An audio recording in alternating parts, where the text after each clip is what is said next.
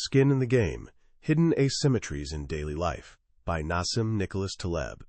Let me tell you about a giant who thought he was invincible. His name was Antaeus, and according to ancient Greek legend, he was the son of Mother Earth herself. This guy had developed a pretty twisted hobby. He'd challenge every traveler passing through his territory to a wrestling match. And here's the thing, he never lost. Every single time someone managed to knock him down, the moment he touched the ground, boom, his mother would surge new strength into his body. He'd spring back up, completely refreshed, and crush his opponent. Then, in a macabre display of victory, he'd use their skulls to build a temple for his father Poseidon. Pretty grim, right? But stick with me, because this ancient tale unlocks something profound. Eventually, the legendary Hercules showed up to stop this madness. Now, Hercules was the strongest mortal alive, but even he struggled. He'd slam Antaeus to the ground, only to watch in frustration as the giant rose again, even stronger. Another throw, same result. It seemed hopeless. Then Hercules had his eureka moment. Antaeus's power wasn't really his own. It came from his connection to the earth. So Hercules changed tactics. Instead of throwing Antaeus down, he lifted him high into the air and held him there in a crushing bear hug. Suspended between earth and sky, cut off from his power source, the supposedly invincible giant weakened. His struggles faded to nothing. And there, held helpless above the ground he'd always relied on, he was finally defeated. This 4,000-year-old story is actually the perfect key to understanding one of the most powerful, yet misunderstood ideas shaping our modern world. It's the beating heart of the book we're exploring today, Skin in the Game, by Nassim Nicholas Taleb. Taleb isn't your typical ivory tower academic. For over 20 years, he lived in the trenches of the financial markets, where one wrong move could wipe you out completely.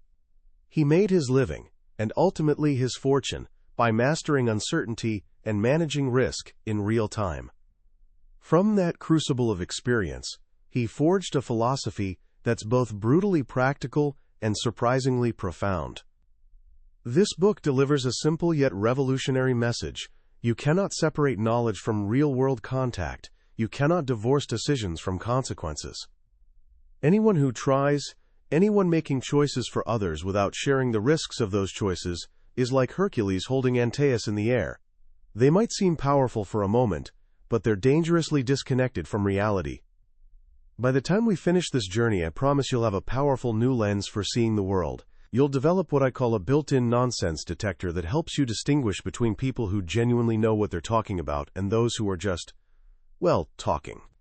You'll understand the hidden rules governing fairness, success, and even survival itself. In short, you'll grasp the timeless wisdom of having skin in the game. Let's start with a scene from our modern world. Picture a group of policymakers, what Taleb calls interventionistas, sitting in a comfortable, climate-controlled office in Washington or Brussels. They're brilliant people with degrees from prestigious universities. They're studying a map of some distant country, let's say Libya, and they've decided that its leader is a dictator who must be removed to bring democracy. They've got charts, theories, and arguments that sound incredibly convincing. So they support a rebellion, they help topple the government. Then they lean back in their leather chairs and congratulate themselves on a job well done. But on the ground in that faraway land, chaos erupts. The country spirals into civil war. Slave markets appear in public squares. For ordinary people, life becomes a living nightmare. So do these policymakers in their comfortable offices pay any price for this catastrophic outcome? Nope. They keep drawing their salaries. They get invited to speak at important conferences. They write opinion pieces in prestigious newspapers, perhaps even recommending the exact same regime change policy for another country. They enjoy all the rewards of being right without any of the consequences of being wrong. This, Taleb tells us, is the great disease of our modern age, having no skin in the game. So what exactly does skin in the game mean? It's not just about having a financial stake or sharing in the profits. That's only half the picture. True skin in the game is about symmetry, having a share of the harm, paying a penalty when things go wrong. If you get the rewards, you must also shoulder the risks. If your decisions harm others, you need to pay a price. It's a simple, ancient code of fairness. Taleb puts it bluntly: if you give advice and someone follows it, you're morally obligated to be exposed to its consequences yourself. He says, don't tell me what you think. Just show me what's in your portfolio. Talk is cheap. Action, and the risk that comes with it, reveals the truth. This isn't some New Age philosophy. It's as old as civilization itself. Nearly 4,000 years ago in ancient Babylon, King Hammurabi had his laws carved onto a massive stone pillar for everyone to see. The central theme? Symmetry. It was designed to prevent people from hiding risks and passing them on to others. The most famous law states, if a builder builds a house and does not make its construction firm, and the house collapses and causes the death of the owner, that builder shall be put to death. The builder had literal skin in the game. He couldn't cut corners with cheap materials, hoping to be long gone when the house eventually crumbled. His fate was directly tied to the consequences of his work. Compare this to the modern banker who sells risky financial products, collects a massive bonus, then when the system crashes years later simply shrugs and says, "Who could have predicted this?" while taxpayers clean up the mess. Taleb calls this the Bob Rubin trade, named after a former Treasury Secretary who collected over $120 million from a bank that later needed a public bailout. Rubin kept his millions. The public paid for his mistakes. That's asymmetry in a nutshell. No skin in the game. This principle of symmetry has evolved through history. From Hammurabi's eye for an eye, it softened into what we call the Golden Rule. Do unto others as you would have them do unto you. But Taleb points us to an even better version, the Silver Rule. Do not do unto others what you would not have them do unto you. Why is this superior? Because it's about avoiding harm. We know with far more certainty what hurts us than what helps us. The Silver Rule doesn't tell you to impose your idea of good on others. It simply says, mind your own business and don't cause harm. It creates space, freedom, and respect. It's the foundation of a truly tolerant society. This principle seems obvious, right? But when you start looking for its absence, you begin seeing a hidden architecture that shapes our world in surprising ways. One of the most powerful and counterintuitive of these is what Taleb calls the minority rule. Imagine you're at a summer barbecue. Drinks are being served. Your friend who keeps kosher, meaning they follow Jewish dietary laws, stops by. You offer them lemonade, and surprisingly, they accept. Another friend comments, "Around here, drinks are kosher." You check the carton. In tiny print, there's a symbol, a U inside a circle, indicating kosher certification. Suddenly you realize that you, and millions of others, have been drinking kosher products your entire life without even knowing it. How is this possible? The kosher population in the United States is less than 1%. Yet the vast majority of bottled and carton drinks are kosher. Why? The answer lies in a simple asymmetry. A kosher eater will never consume non-kosher food, but a non-kosher eater can easily consume kosher food. For a beverage company, it's a no-brainer. Instead of managing 2 inventories, 2 production lines, and 2 sets of labels, it's far easier and cheaper to just make everything kosher. The tiny, inflexible minority forces the flexible majority to accommodate their preference simply by being uncompromising. This isn't conspiracy, it's natural system dynamics. Think about other areas. Someone with a severe peanut allergy will never eat anything that's touched peanuts.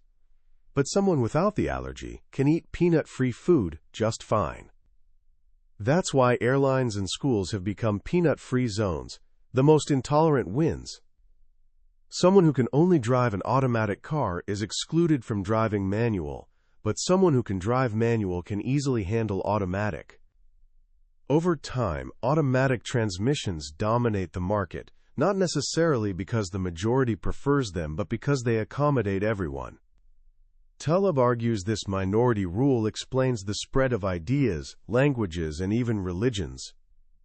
In the United Kingdom, where Muslims represent a small fraction of the population, a huge percentage of meat is halal. Why?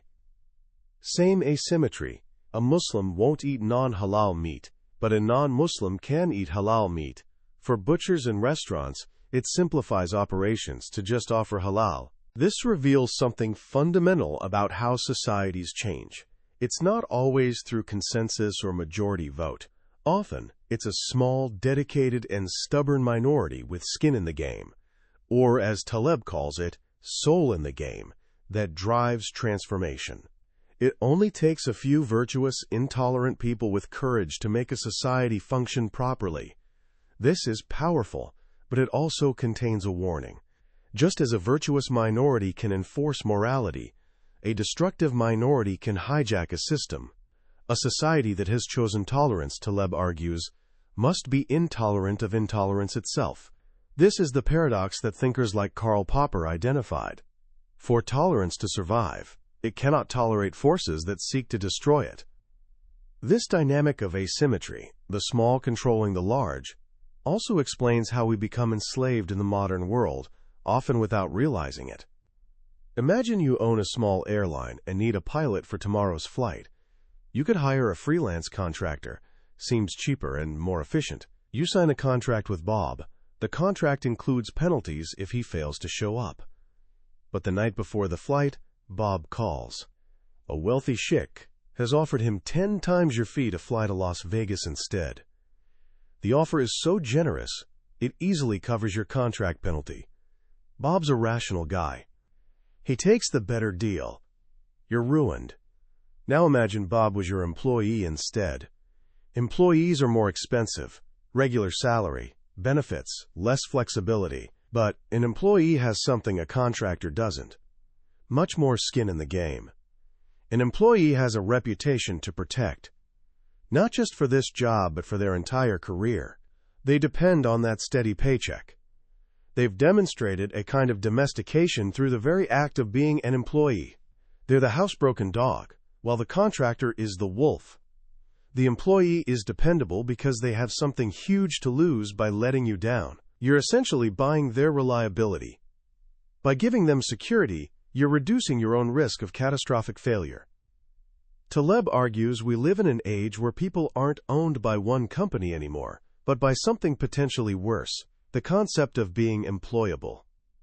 An employable person constantly thinks about their reputation, not just with their current boss, but with all potential future employers. They're careful with their words, dress appropriately, play the corporate game. They've surrendered a piece of their freedom for the illusion of security. The ultimate slave, Taleb notes, is someone you overpay who knows it. They're terrified of losing their privileged position.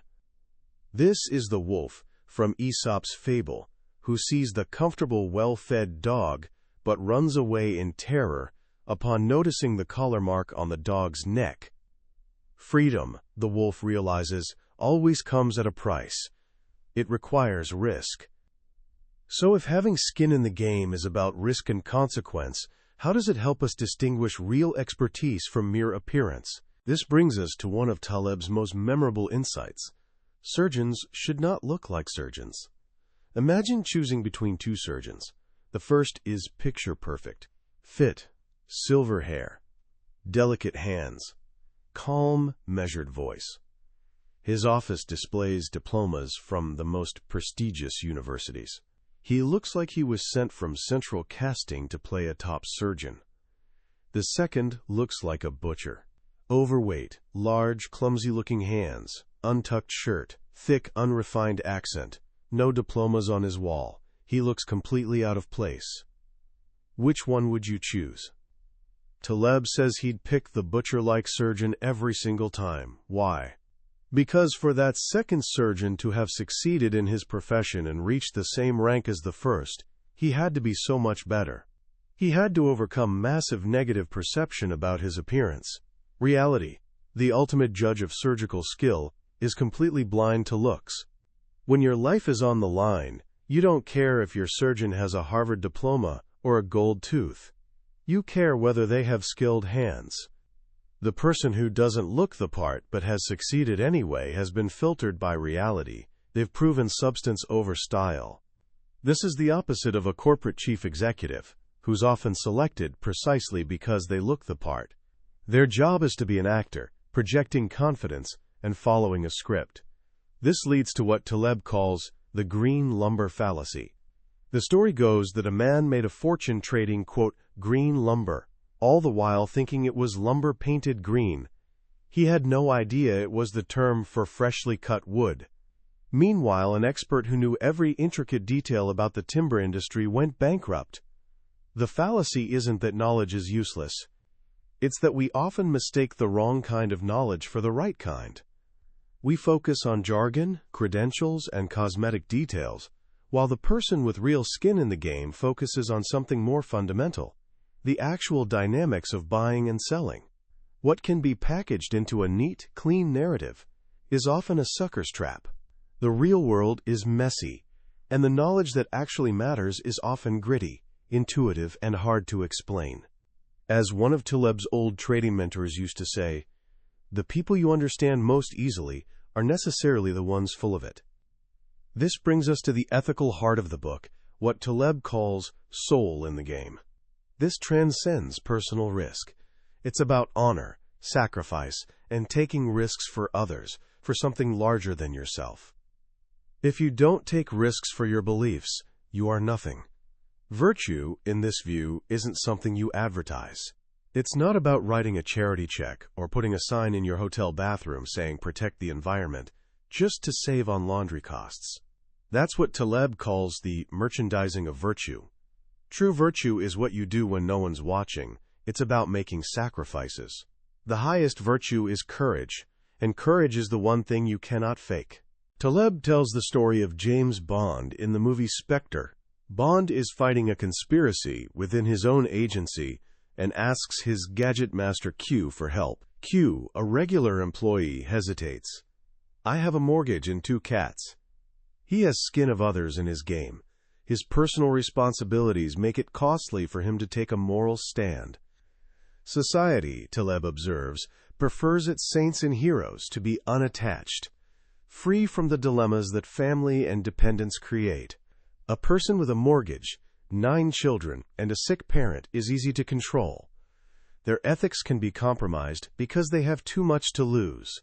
This is why a truly free person is so rare. To be genuinely free, intellectually and ethically, you need to be immune to threats of harm, not just to yourself, but to those you care about.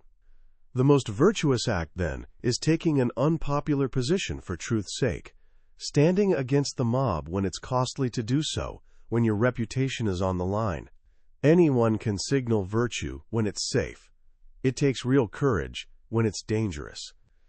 This is why Taleb's ultimate advice to young people who want to change the world isn't to join a government agency. It's to start a business. Put yourself on the line. Take risks. Create something. Because doing business, engaging with reality, always helps.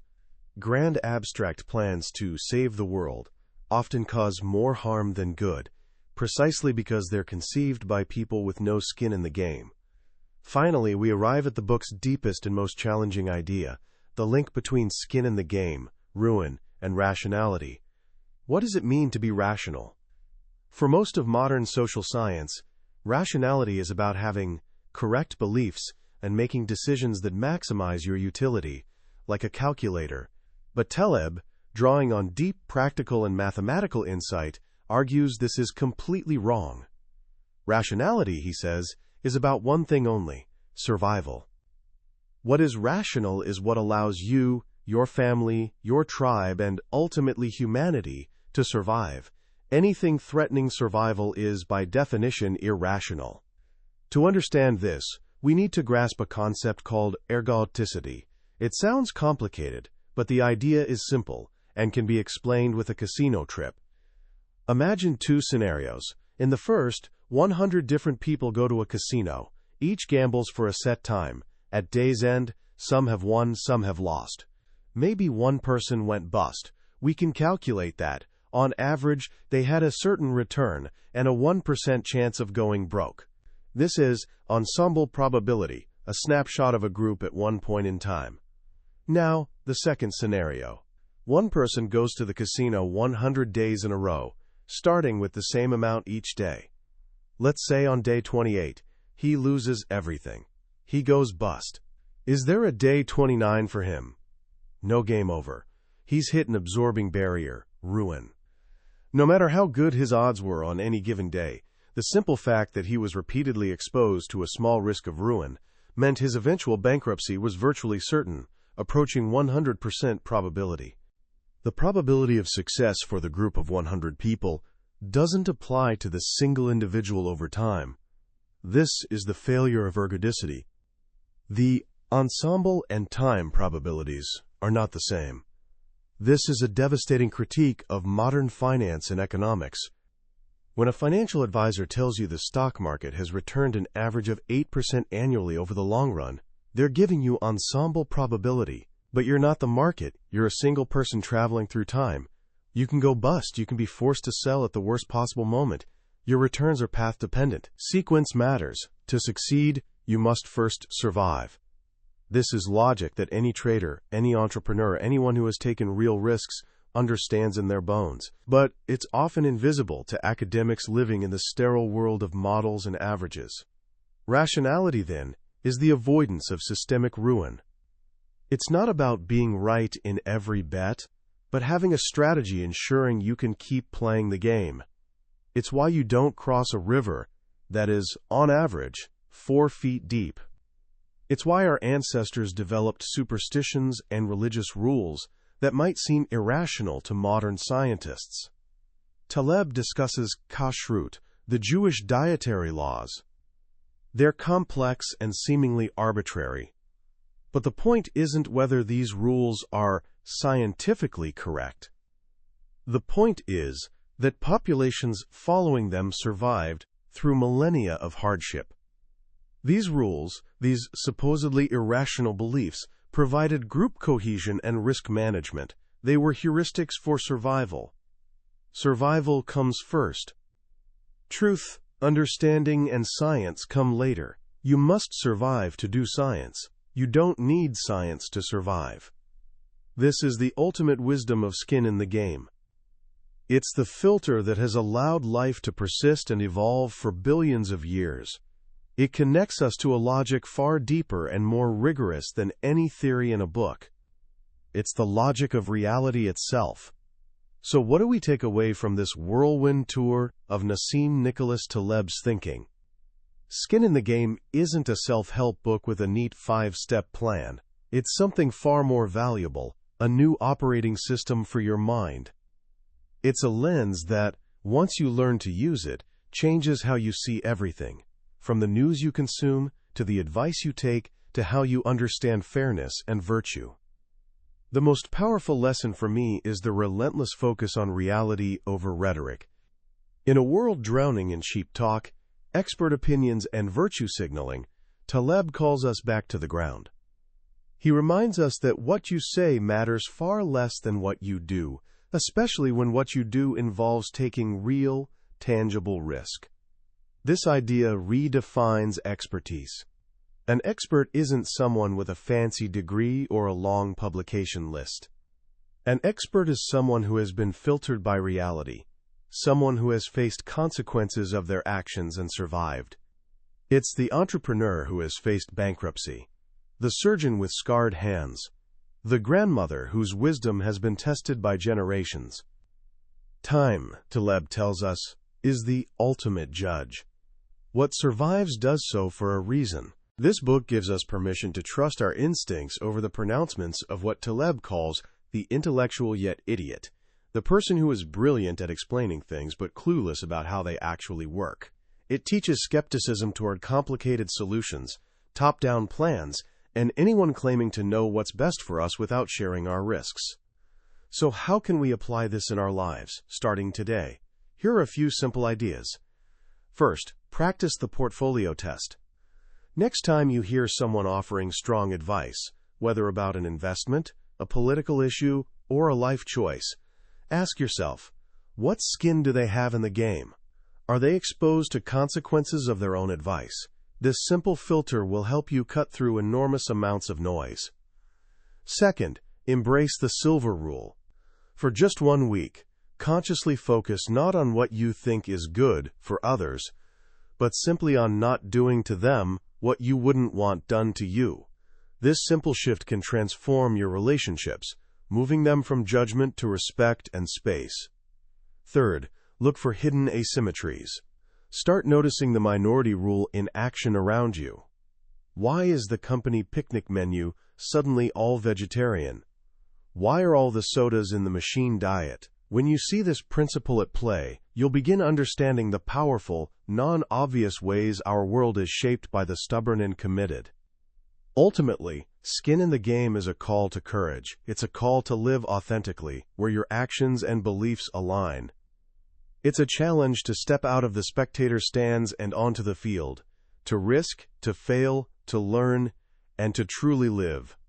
Because as Taleb so powerfully reminds us, a life without skin in the game isn't really a life at all.